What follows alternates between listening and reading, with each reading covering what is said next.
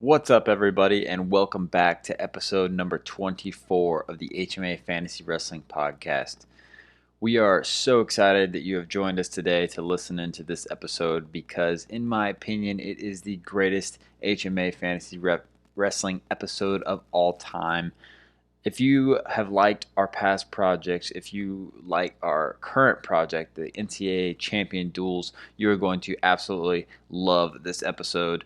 This duel came down to the wire, and by that I mean it came down to the very, very last match, and it had people crazy at certain points. A lot of really cool matches, and this thing's only getting better. So tune in. All right, let's get back into this next duel. 2016 is the number 5 seed taking on 2010, which is the 12 seed. This one's stacked, man. A lot of really good wrestlers. 2010 was the year I really got into my fandom for the sport, and so I'm excited to talk about these guys. But let's go ahead and go with it. 2016, Jack, why don't you tell us who we got for this lineup? Nico Megaludis, one-time champ. Nashon Garrett, one-time champ. Dean Howell, two-time champ.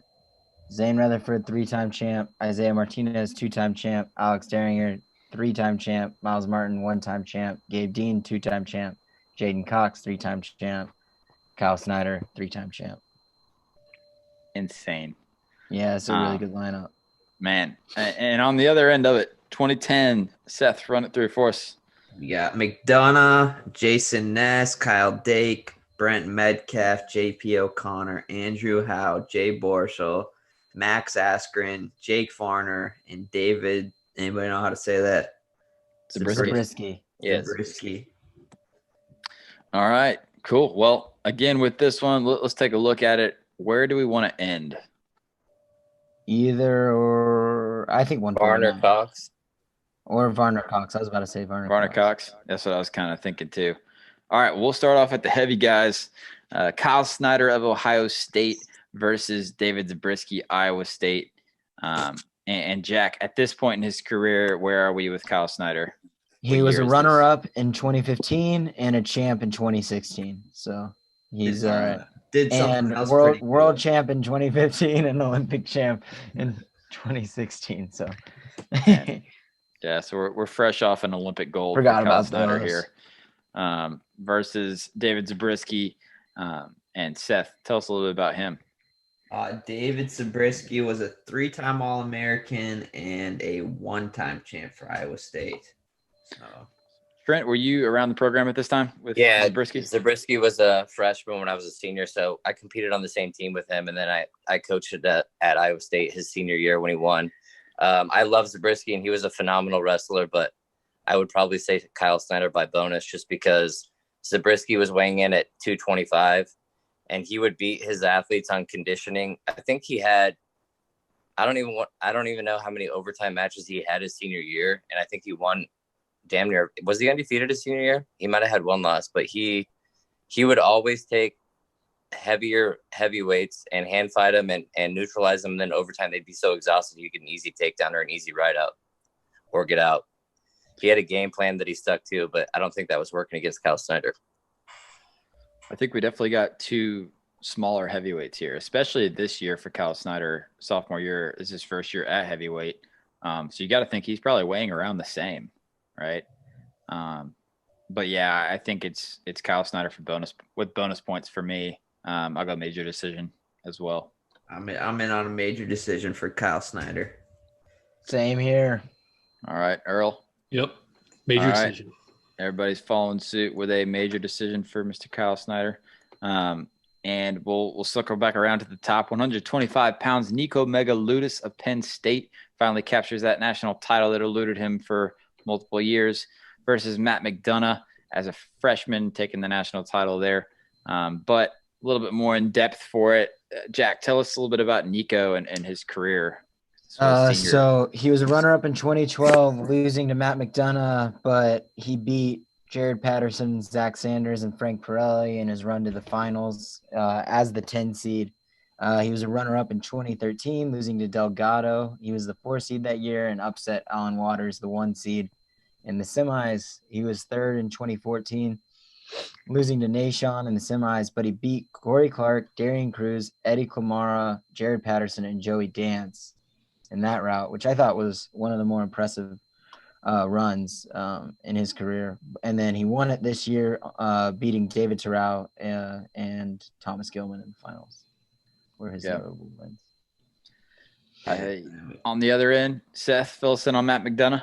Yes, this is freshman year, Matt McDonough, and he just kind of popped on the scene this year, and he ended up wrestling Andrew Long in the finals this year, and that was crazy because 2 freshmen made the finals that year, and McDonough ended up getting the win there.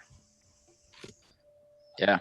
Man, I think this one's interesting to talk about because obviously, the first thing that kind of pops into your head is the head-to-head win in the finals for McDonough in 2012. But we gotta keep in mind that we're talking about only freshman year Matt McDonough. So this 1 year we're talking about versus senior Nico that captured the title. And if we think that it might have been different with these 2 guys meeting specifically. So Earl, do you want to break that down for us? Yeah, I would say it's different. Senior Nico against freshman McDonough. I would go Nico on this one. All right. Metcalf was the Hodge winner this year. Metcalf. Jason Ness. Yeah, yes. So Angel won an 8 was the 1 seed in the 2010 bracket and lost to Andrew Long, beat him up pretty good, and then McDonough beat Andrew Long. Yeah. Man, it's really hard with that head-to-head later. Man, so what? I eat my words. It was Jason Ness. I told you, Jack. Dude, why did I think it was Metcalf? Why? I'm an idiot. Okay, I'm sorry. I doubt it. What do you guys think about as far as McDonough's career? What was McDonough's best year? I'd say it doesn't hurt McDonough that he was a freshman because the longer his career went on, like his senior year, what did he get, 5th? He was obviously no, he didn't place. Oh, he didn't. Okay, I think he was a very, very big 125 pounder, and as each year passed, and he had to keep making that weight, I think it affected the way he wrestled. So the heads up match makes me lean towards McDonough, but later on in Magaludis' career, beating both Corey Clark and Gilman makes me think that he got a lot tougher and would beat him his senior year. But so I'm gonna go with McDonough just for stylistically. I've wrestled. That's what I had. But I've wrestled around with both these guys a lot, and McDonough can finish on Megaludis. Like his flexibility wasn't a problem. McDonough just goes until he gets that takedown, and he does this kind of funky thing where he kind of lays on the leg and slowly rotates around. And even in the one match, I know it was later on that they did wrestle, he didn't really struggle a ton with his finishes, and that's kind of Megaludis's would win because guys could not finish their takedowns on him, and he'd turn it into his own points. And I just don't see that happening even against a freshman McDonough. And McDonough was a longer, lengthy guy that could finish like that, Seth. And both Gilman and Clark were more short and stocky. Yeah. I don't know where I'm leaning here. Because this would be a fun one. Because they had a really tight match when they wrestled in the finals. I watched it, and it was like neck and neck, down to the wire. But like, I think it helps McDonough that he's a freshman. Because like Trent said, like he was struggling to make 25 by the end. And then he started getting hurt because of it. And then, but obviously Nico got way better as his career went on. So I got McDonough. I've got McDonough. Yeah. Well, thanks for making it easy for me because I really didn't want to be put in that position. But I would have went with McDonough as well. I was really dangerously close with going with Nico because, like you said, it was a really tight match when they met up that year in the finals. But I think that these years make it even tougher because, going back to 2010, I think that makes McDonough even tougher than 2012. And Nico obviously got tougher as his career went on. So I think it's super close. But I would have went with McDonough as well.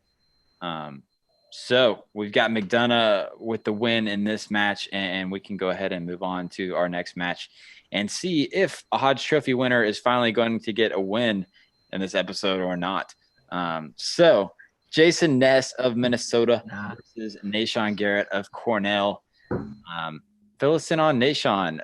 Jack, since you seem to have a very, very easy decision on your hands up there. Yeah, I've already made my decision. Third in 2013 as the 6th seed. He beat Matt McDonough in the quarters, lost to Jesse Delgado in the semis, and then he beat Jared Garnett and Alan Waters to take third. He was a runner-up in 2014, losing to Jesse Delgado in the finals. He was 5th in 2015 as last year at 125, losing to Zeke Moisey. And then he came back, beat Ronnie Bresser and Connor Utzi. And then he was a champ in 2016, going through Nathan Kreiser, Earl Hall, Stuck returning champ Cody Brewer, and then beat Corey Clark to win. All right. And on the other end of things, Seth, tell us about Jason Ness. So Jason Ness was a bonus point machine. This is senior year. He was pinning dudes with a half Nelson left and right. This dude was unreal. I wrestled around with him in high school, and I was like, oh, this dude does a half Nelson, big deal. And he freaking pinned me like 87 times in like 2 minutes with a half Nelson. But yeah, he OW that year. His NCAA run, he beat Tyler Graff, he beat Jordan Oliver, and then he beat Dan Dennis. So decent little run right there. And like I said, he had 73 pins throughout his career. So he was a pinning machine. Yeah.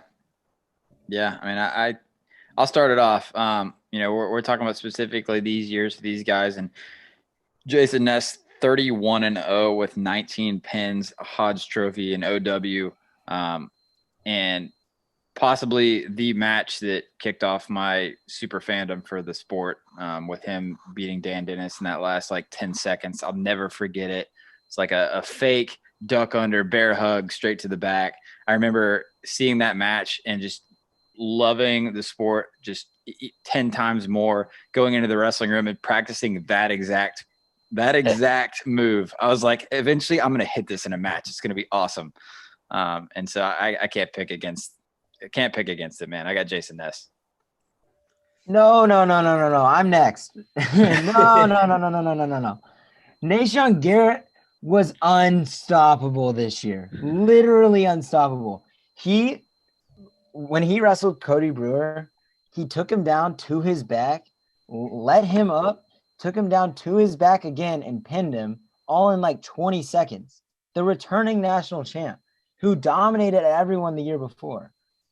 That match solidifies like one of the greatest like bump ups, and like I don't even know. I don't know how to describe it, because I mean the guys that he beat, I think that Jason Ness's run is better. I think that's sick. Graff, and then Oliver, and then Daniel Dennis. That's amazing. But what Nashawn did to this 133 weight was like unheard of. I don't know. I don't think that he was losing at all. I don't think that there was a chance. All right, Seth, what are you thinking? I got Jason Ness all day in this one. I think the mat wrestling. Oh I think the mat wrestling is going to be the big difference. difference. I think Nashawn was on fire that year, but he did have close matches throughout the season. He had a couple of 4-2 matches with some okay guys, and yeah, I think he turned it on at NCAAs for sure. But Ness found a way to win that year. It's his senior year, and he wasn't going to get denied, as you can see in that Dennis match. And yeah, I think that the mat wrestling is the difference there. I think that maybe Nashawn gets out there, gets some takedowns, but Ness gets on top. This is a good match to talk about because statistically they're pretty similar. They're both 4-time All-Americans, 2-time finalists, champ senior year. So it really gets into the nitty-gritty of what you're seeing with the match. But Earl, how are you feeling?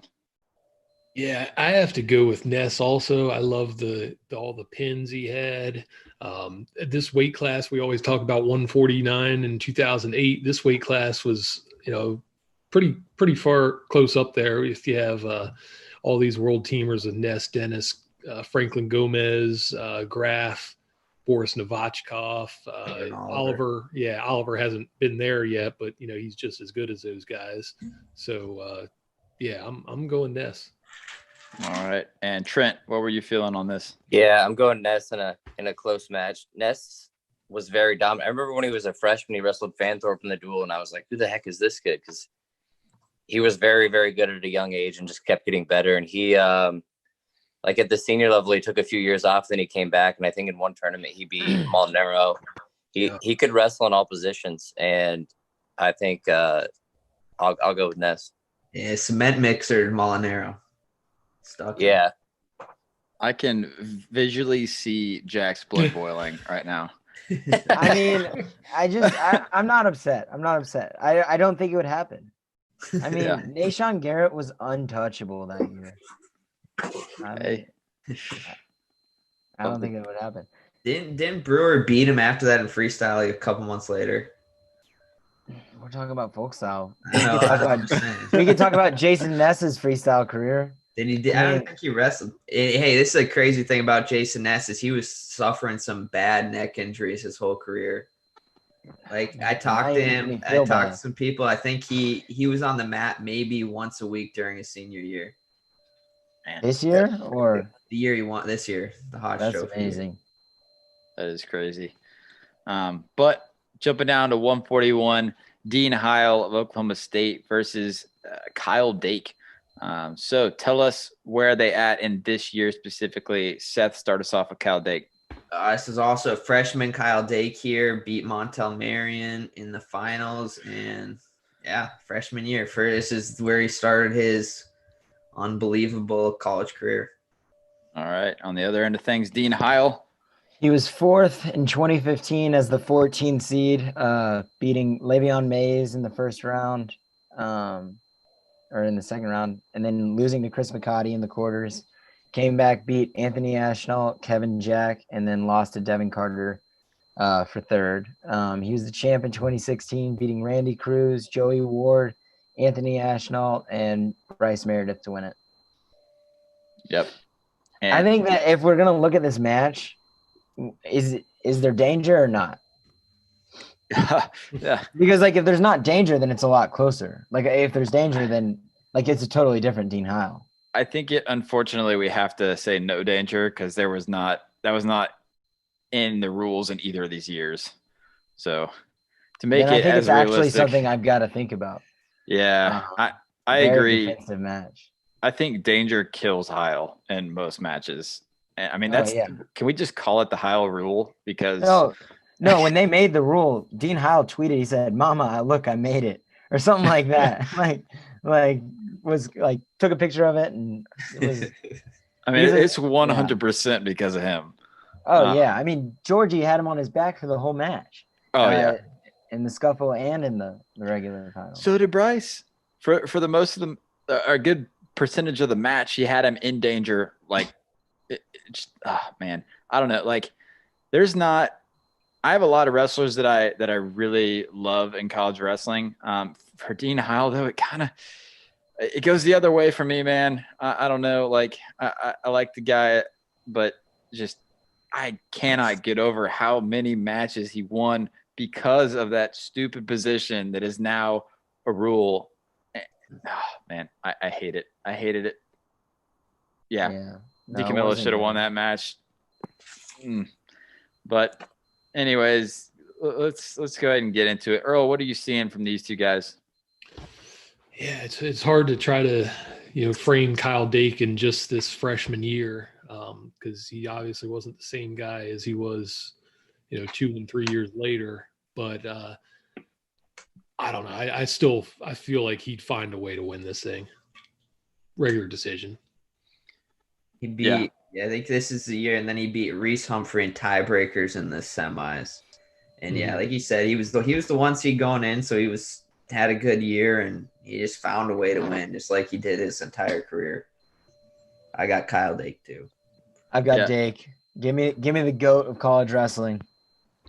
Yeah, I got him as well. It's kind of like that same thing I was talking with Yanni earlier. Dude just finds a way to win no matter what. And I don't see Dean Heil hanging in that danger position against Kyle Dake. What about you, Trent? What do you got on this one? I got Dake in probably a 1-point match. I think that they're both very hard to score on, but Dake was just better defensively and would just find a way. All right. So Cal Dake takes that match, and we'll move on to a match that we have talked about in other projects we have done. Zane Rutherford versus Brent Metcalf. This is 2016 Zane Rutherford and 2010 Brent Metcalf. So let's kick it off. Jack, tell us where Zane Rutherford's at in his career in 2016. He was 5th in 2014, losing to Stever and Port, and he was the champ in 2016, pinning Pat Lugo, pinning Justin Oliver, pinning Alec Pantaleo, and then majoring Brandon Sorensen in the finals. And then his other match was a tech.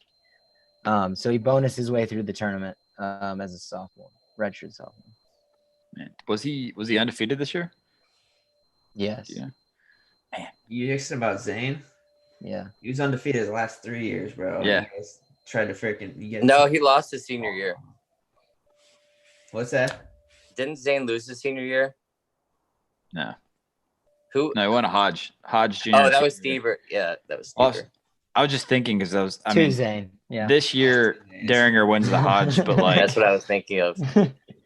well, Daringer wins the Hodge this year, but I was asking that because I was thinking back and I'm like, those guys that you just said and what he did to them, like, man, he had to be right there for the Hodge that year as well.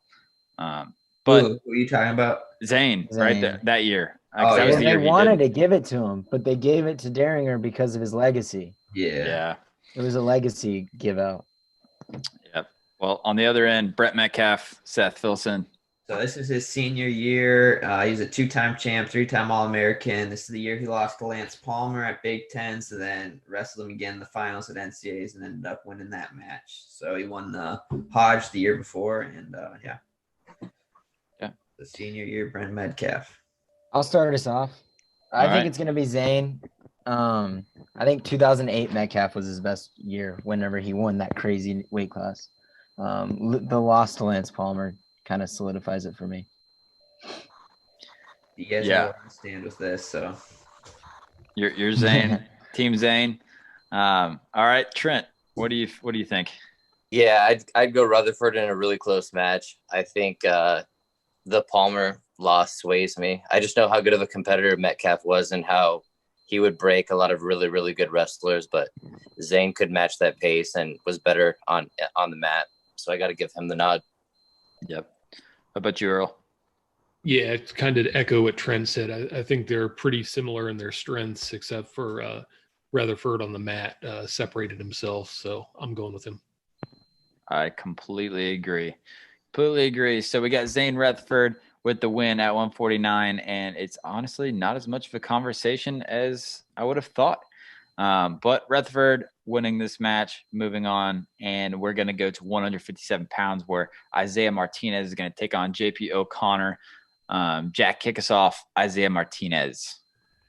He was the champ in 2015, beating Nick Bracetta, James Green, and Brian Riobuto. And then he was the champ in 2016, beating Nick Bracetta, Ian Miller, and Jason Knoll.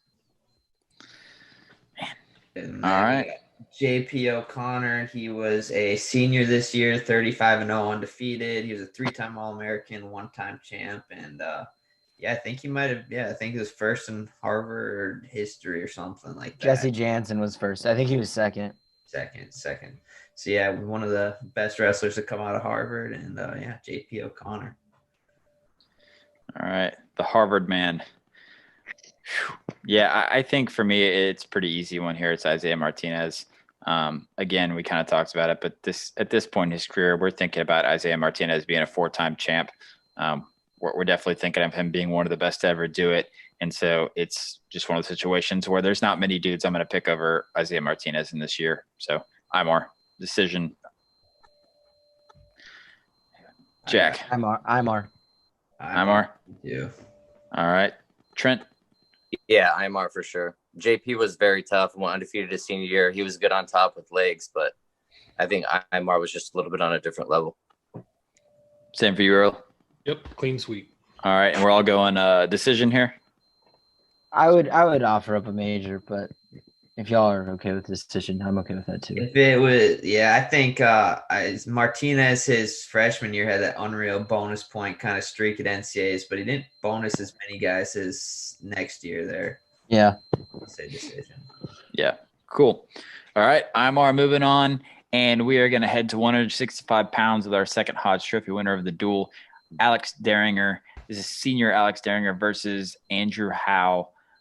This is a really cool one to talk about as well. So, Jack, kick us off with Alex Daringer. Third in 2013 as the 6th seed, lost to Derek St. John in the semis. Champ in 2014, beating Joey LaValle, Nestor Tafur in that crazy 18-11 match. Brian Realbuto and then Dylan Ness in the finals. Champ in 2015, beating Bo Jordan and Taylor Walsh. And then champ in 2016, beating Daniel Lewis and Isaac Jordan. All right. On the other end of things, Andrew Howe for Seth Gross.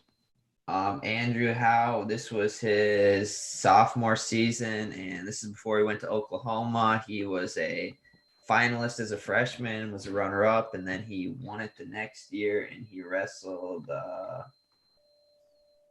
in the finals. He beat Dan Villamont 9-3, and then before that, he beat Tyler Caldwell in the semis. So that's Andrew Howe sophomore season. Yeah. Earl, do you want to start us off with this one? Yeah. Man, I really liked Andrew Howe. He's about as hard of a hand fighter and, crazy pace, physical guy. But I just think Daringer would be a little too slick for him. I'd give him a slight edge. All right. And what about you, Trent? Instinctively, like when I first looked at it, I thought Howe, just because firsthand wrestling Howe and knowing the pace he can keep and how hard he gets to score on.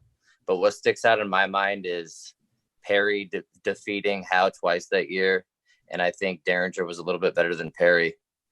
And I know they changed the rule with the head and arm, 2 legs in because of the Howe match, but I think Daringer would have slicked him or caught him somehow. Yeah. All right, Seth. I'm on board with that. I got Daringer too. Same for you, Jack. Yeah, I want to deep dive this match a little more. I think that it's closer. Yeah, very close. I don't know. I'm just trying to think, like, would Daringer do better in Howe's shoes, and would Howe do the same? Like, I think Howe would be a 3-time national champ if he was in Daringer's shoes. Like, I think he would beat Bo Jordan and Taylor Walsh. I think he would beat Daniel Lewis and Isaac Jordan. I think he would beat LaValle, Tafur, Realbuto, Ness. I mean, I don't know. Like, from accolade standpoint, it's definitely Daringer, but who did Howe lose to his freshman year in the finals? King. In overtime. I think Daringer beats King. Yeah, I'll go Daringer. Yeah. I'm going to go Daringer as well. I think that the interesting thing to think back about Daringer's career is he got a third his freshman year, and he lost to it was Derek St. John, I believe, right? And the semifinals. And then you got to think if he beats St. John, doesn't that set up a Daringer Kyle Dake finals?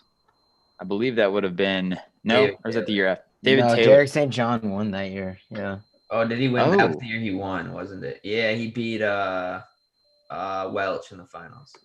Wow. So we're man, that's I think it's really interesting to talk about some of the guys that are really close to 4. And I think that's pretty close right there. Losing to St. John. St. John beat him actually two times that year. St. John had his number. Yeah. But yeah, Ringer moves on and takes out Andrew Howe. 174 pounds, Miles Martin of Ohio State versus Jay Borschel of Iowa. This one's a cool one to talk about as well. Kick us off with Jay Borschel, Seth.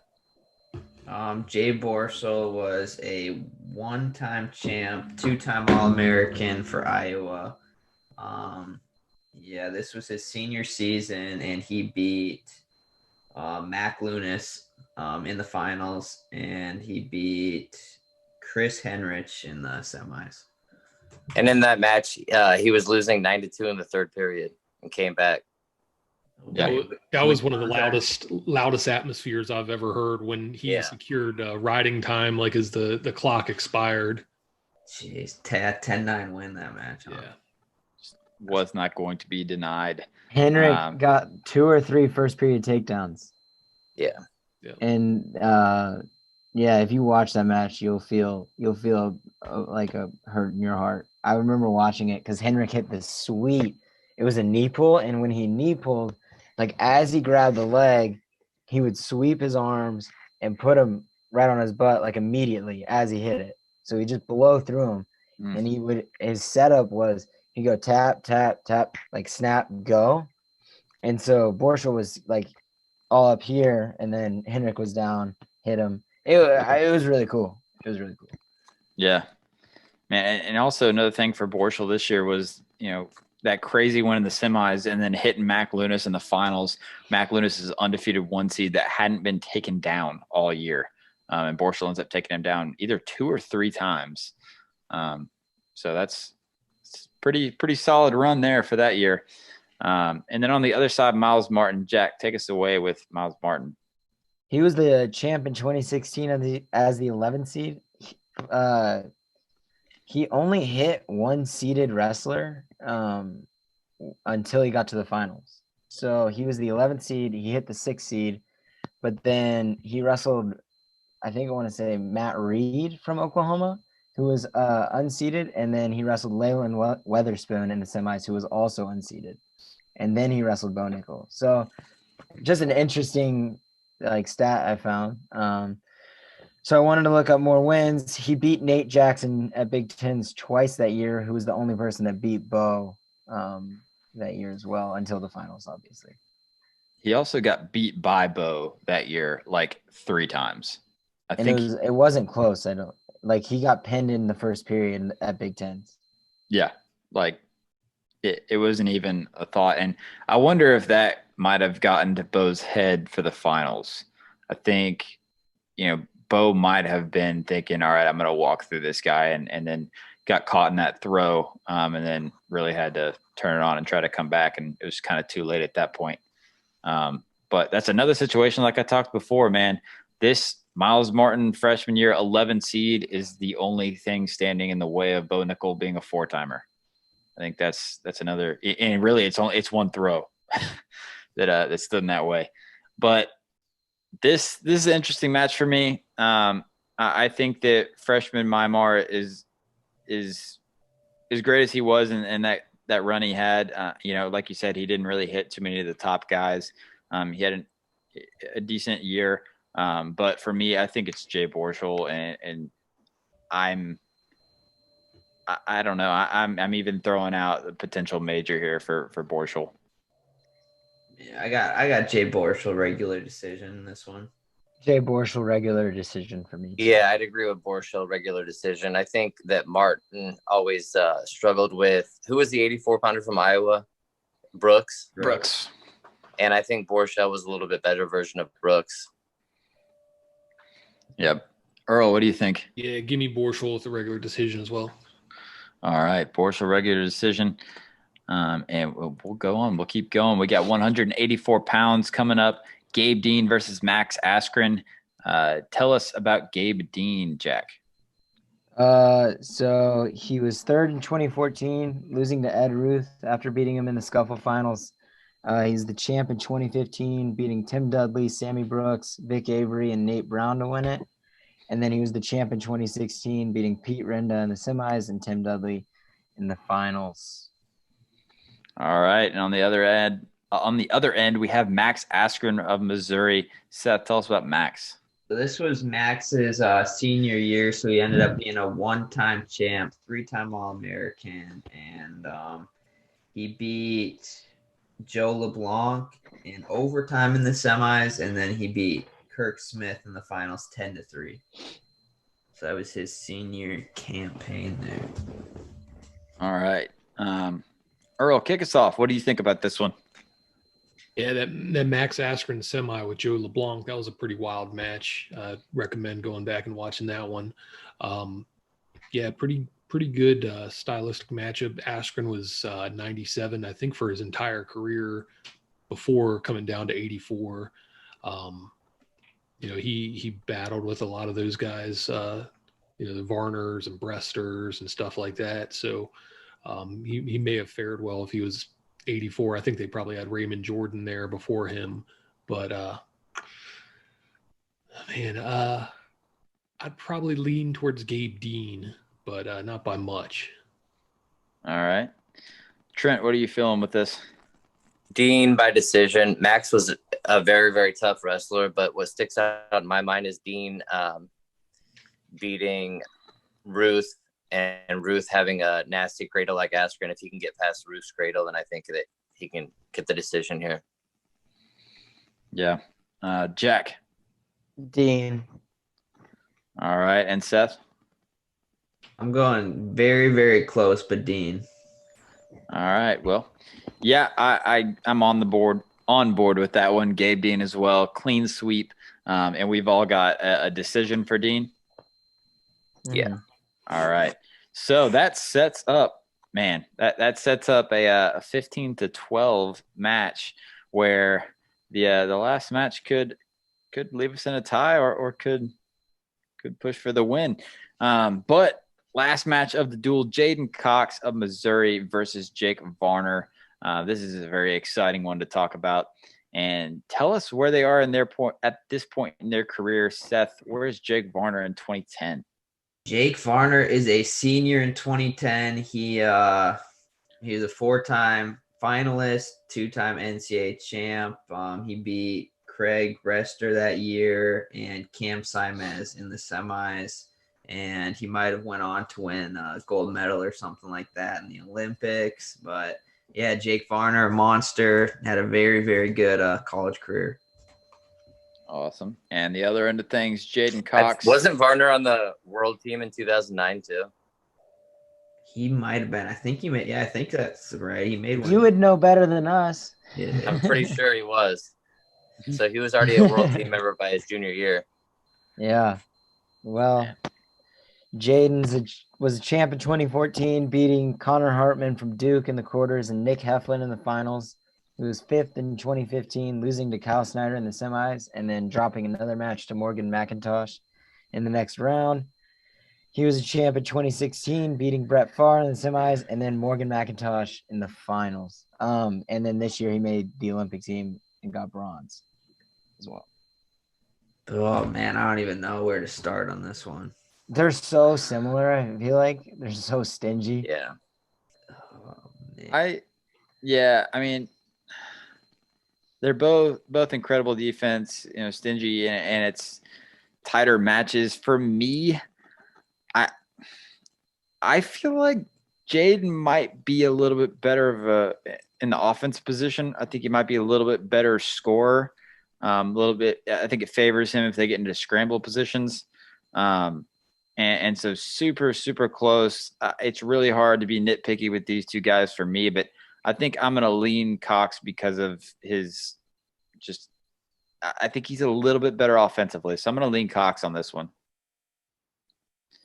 How about you, Seth?